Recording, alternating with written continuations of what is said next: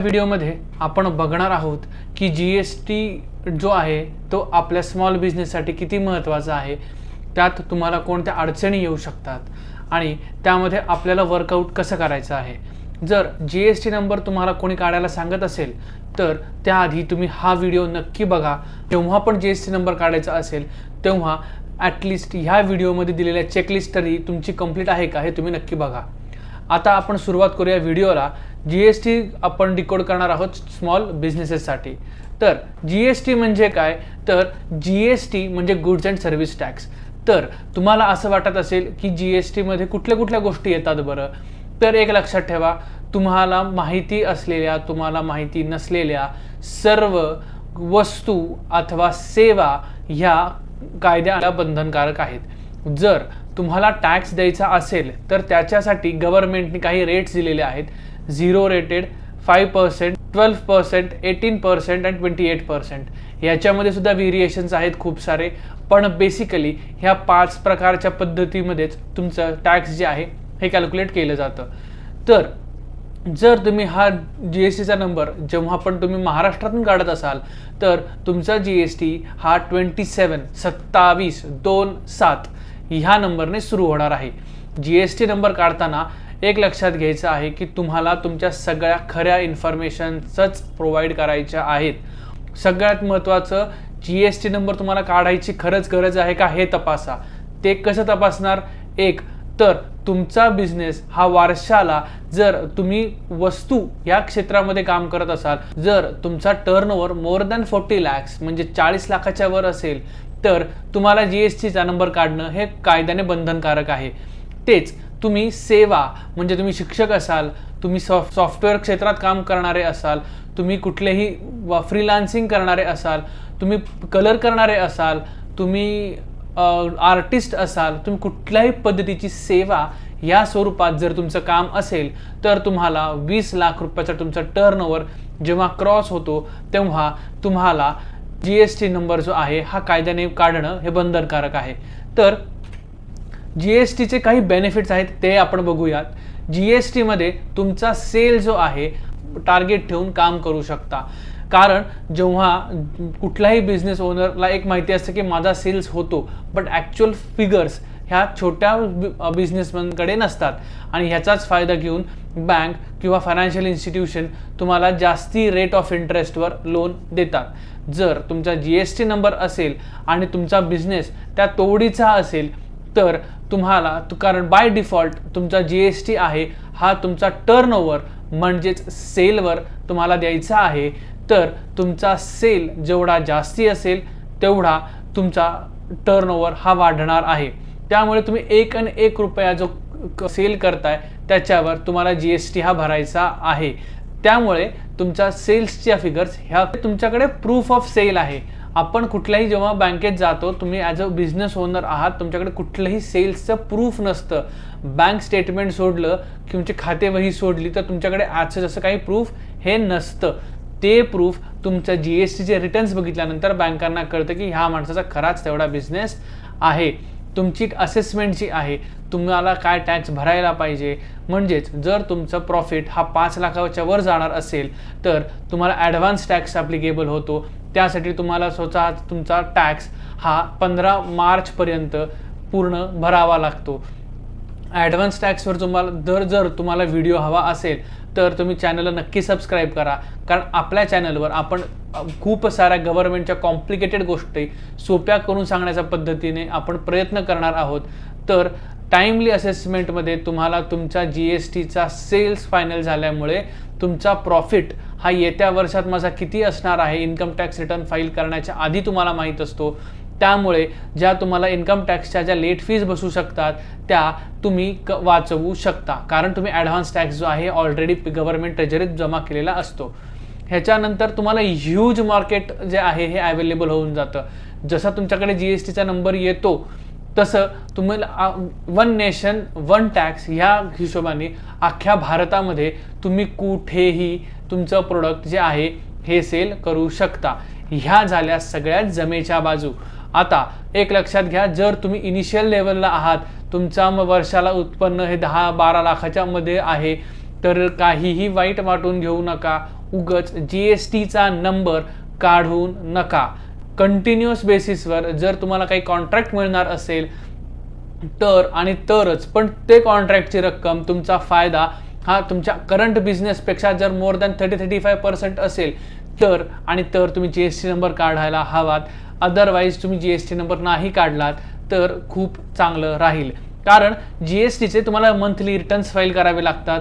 जर तुम्ही रिटर्न्स हे प्रॉपर फाईल नाही केलेत तर तुम्हाला लेट फी लागते. तो लेट फी ही 50 रुपये पर डे, 25 रुपये पर डे, 20 रुपये पर डे अशी वेगळी असते. त्यामुळे तुम्हाला HSN कोड प्रॉपर घ्यावे लागतात. खूप साऱ्या छोट्या ज्या गोष्टी आहेत ह्याच्यावर तुम्हाला इन डिटेल अभ्यास करून तुम्हाला GSTचं रजिस्ट्रेशन हे घेतलं जातं. एक लक्षात ठेवा, जसं तुमचं शॉप ॲक्ट, उद्योग आधार या छोट्या ज्या तुमचे बिझनेस डॉक्युमेंट्स बनतात तसा GST सर्टिफिकेशन निघत नाही. खूपदा लोकांचा प्रश्न असा असतो की माझ्याकडे GSTचं सर्टिफिकेट आहे म्हणजे मग मी कुठेही बिझनेस करू शकतो. तसं नाही. जर GSTचं रजिस्ट्रेशन तुम्ही केलं आणि ते रजिस्ट्रेशन जर तुम्ही रिटर्न प्रॉपर फाईल नाही करू शकत, जो GSTचा जो नंबर आहे तो 5 वर्षापर्यंत बॅन होऊ शकतो. त्यामुळे शक्यतो GST रजिस्ट्रेशनच्या बंधात तेव्हाच पडा जेव्हा समोरची पार्टी, जी तुमची सेलिंग पार्टी आहे आणि बाईंग पार्टी आहे, हे दोघं जण GSTमध्ये एनरोल असतील तरच. जर तुम्ही B2C म्हणजे तुम्ही तुमचा बिझनेस हा डायरेक्ट ग्राहकांबरोबर करत असाल आणि तुमचे ग्राहक हे अगदी छोटे असतील आणि तुमचा बिझनेस हा 20 लाखाच्या आत असेल तर तुम्ही GSTच्या मागे कृपया जाऊ नका. कारण GSTचा नंबर आपल्यासाठी फायद्याचा आहे. खूप चांगल्या गोष्टी आहेत, पण कारण नसताना एक्सपेन्सेस वाढवू नका. कारण तुम्ही तुमचा तो पैसा, तुमचा तो वेळ तुमच्या बिझनेसमध्ये डेव्हलप करा. तुम्ही तुमचा बिझनेस त्या लेवलला घेऊन जा आणि मगच तुम्ही GSTचा नंबर काढलात तर काही ना काही कॉस्ट येते. तुम्हाला एक चांगला CA हायर करावा लागतो. प्रॉपर प्रॅक्टिशनरकडे जाऊन तुम्हाला ते रिटर्न्स मंथली फाईल केले गेले आहेत का नाही ते चेक करावं लागतं. तुमची ऑडिट करून घ्यावे लागतात. ह्या सगळ्या भानगडीमध्ये तुमचा GST जर नंबर नसेल, ॲन्युअल तुमचा सेल्स हा 20 लाखाच्या आत असेल तर रिटर्न फाईल होईल. तुम्हाला कुठल्याही पद्धतीची गरज राहणार नाही GST काढण्याची. ह्याच्यामधले चॅलेंजेस जे आहे ते रिटर्न्सची डेडलाईन लक्षात ठेवा. जर तुमच्याकडे GSTचा नंबर असेल तर तुम्ही एक लक्षात ठेवा, तुम्हाला माहिती असेल 10 तारीख, 14 तारीख आणि 20 तारीख इट्स अ नाईटमेअर.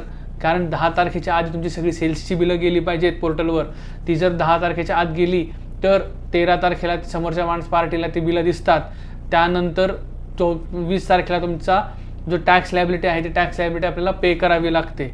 ह्याच्या डेडलाईन्स आपण चुकवू शकत नाही. जर चुकलो तर आधीच व्हिडिओमध्ये सांगितल्याप्रमाणे 20 रुपये 50 रुपये आपली पर डे लेट फी आपल्याला लागते. हे झालं महत्त्वाचं चॅलेंज. म्हणजे आज आपली बिझनेसच्या वर्ल्डमध्ये, आपल्या आजूबाजूच्या मार्केटमध्ये तुम्ही कोणालाही जाऊन विचारा, ज्या माणसाने GSTचा नंबर काढला आहे त्या माणसांचा टर्नओव्हर भले वाढले आहेत, पण त्यांचा प्रॉफिट हा GSTचे पैसे समोरच्या पार्टीकडून, ज्याला तुम्ही तुमची सेवा किंवा वस्तू विकताय त्या माणसाकडून तो पैसा काढेसपर्यंत तर इतका पैसा त्याच्यात गुंतला जातो, कारण तुम्हाला कोणीही पैसे देत नाही. त्याच्यामुळे जर तुम्ही GSTमध्ये असाल तर तुम्हाला मेक शुअर करा की जर समोरचा माणूस तुम्हाला पेमेंट विदिन 10 डेज 15 डेज किंवा इमिजिएट पेमेंट करणार असेल तरच याशी बिझनेस करा. कारण खूप साऱ्या लोकांचे पैसे हे ह्या पद्धतीने अडकतात. कारण आपल्याला GSTचा नंबर काढलेला असतो, आपल्याला वाटतं आपण खूप मोठं व्हायचं आहे, पण त्यासाठी तुमचा सेल्स वाढवा. GSTचे गव्हर्नमेंट कंप्लायन्सेस वाढवण्याची सध्या काही गरज नाही. जर तुमचा बिझनेस 20 लाखाच्या आत असेल तर टाइमली असेसमेंट करून घ्यावी लागते. जर तुमचा 9A चुकला, तुमचा ॲन्युअल रिटर्न चुकला तरी तुम्हाला लेट फी भरावी लागते. तुम्ही एक लक्षात ठेवा, चुकीला माफी नाही आहे. जर तुमचा रिटर्न तुम्ही चुकता आहे, काही करताय, त्याच्या मागे गव्हर्नमेंट तुम्हाला चार्जेस लावते. त्याच्यानंतर प्रूफ ऑफ सेल आहे.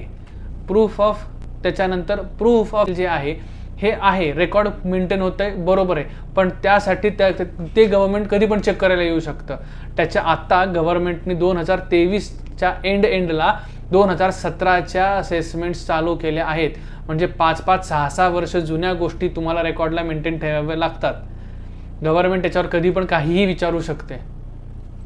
महत्त्वाची गोष्ट आता ह्याच्यामध्ये तुमची एफिशियन्सी जी आहे, एफिशियन्सीची खूप ॲक्युरेट असली पाहिजे, तर तुम्हाला खूप छान पद्धतीने फायदा होऊ शकतो. त्याच्यानंतर कंप्लायन्सेस, तुम्हाला खूप परफेक्टली कंप्लायन्सेस, गव्हर्नमेंटच्या रिटर्न्सच्या ज्या डेट्स आहेत, जे GSTच्या ज्या गोष्टी तुम्हाला फॉलो करायच्या आहेत, त्या कायद्यानुसार जे तुम्हाला चालायचं आहे ते तुम्हाला खूप इन डिटेल चालणं गरजेचं आहे. फायनान्शियल प्लॅनिंग करण्यासाठी तुम्हाला GST मॅन्डेटरी नाही आहे. TDS जमा होऊन तुम्हाला जर का टॅक्स लायबिलिटी असली तर ॲडव्हान्स टॅक्सच्या अंडर तुम्ही रक्कम भरून पेनल्टीचे ज्या फीज आहेत, अमाऊंट आहेत, त्या वाचवू शकता. त्याच्यानंतर ट्रान्सपरन्सी, तुम्हाला तुमच्यात इन्कम टॅक्स आणि GSTमध्ये खूप जास्त ट्रान्सपरन्सी येते. त्याच्यामुळे तुम्ही बँकांना जेव्हा लोनला अप्रोच जाता, कुठल्याही माणसाला तुमचा सेल्स दाखवता, त्याच्यावर तुम्ही ट्रान्सपरन्सी डेव्हलप होते, कारण तुमच्याकडे GSTचे रिटर्न्स असतात, ते तुमच्याकडे अवेलेबल असतात. तर मग आपल्याला ह्या व्हिडिओमधून आपल्याला काय शिकायचं आहे, तर GSTची गरज असेल तर GST काढायचा, GSTची गरज नसेल GSTच्या गावाला जायचं नाही. GSTचं कधी जायचं, जर तुम्हाला खूप मोठ्या अपॉर्च्युनिटीज आहेत, त्या मोठ्या अपॉर्च्युनिटीज तुम्ही एनकॅश करता, पण एक लक्षात ठेवा, ती अपॉर्च्युनिटी ही तुम्हाला रेग्युलर इंटरवलमध्ये आली पाहिजे. म्हणजे आज 5 लाखाचा धंदा आहे म्हणून मी GSTचा नंबर काढण्यात पॉईंट नाही आहे. आज GST जो आहे तुम्ही तो भरा आणि तुम्ही गव्हर्नमेंट कंप्लायन्सेसपासून वाचाल. जर पुढच्या 5-10 वर्षामध्ये तुम्हाला काहीच नाही झालं, तुम्ही करणार काय बिझनेस करून? त्याच्यामुळे GSTचा रिटर्न फाईल करणं ही एक थोडीशी कॉम्प्लिकेटेड गोष्ट आहे आणि त्याच्यामध्ये तुम्हाला स्वतःला ट्रॅक ठेवावा लागतो, तुमचा खूप वेळ इन्व्हेस्ट होतो. त्याच्यामुळे GST नंबर काढताना खूप विचार करा आणि योग्य असेल, योग्य वाटलं तर आणि तरच तुमचा GSTचा नंबर जो आहे हा तुम्ही काढा. आशा करतो तुम्हाला हा व्हिडिओ आवडला असेल. भेटूयात पुढच्या व्हिडिओमध्ये. तोपर्यंत जय हिंद.